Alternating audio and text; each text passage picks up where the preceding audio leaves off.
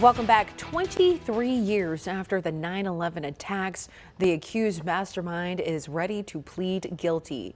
Khalid Sheikh Mohammed and two co-defendants are expected to enter their pleas as early as next week before a military commission at Guantanamo Bay. Fox's Alexis McAdams has the latest from New York.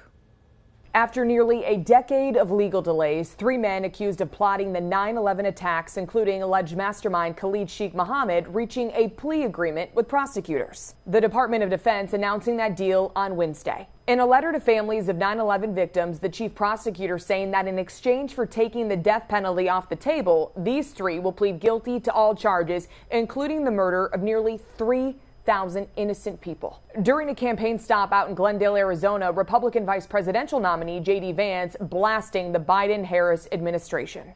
That is ridiculous, but it's not surprising. Now just think about the point that we've gotten to. Joe Biden and Kamala Harris have weaponized the Department of Justice to go after their political opponents, but they're cutting a sweetheart deal with 9/11 terrorists. We need a president who kills terrorists, not negotiates with them.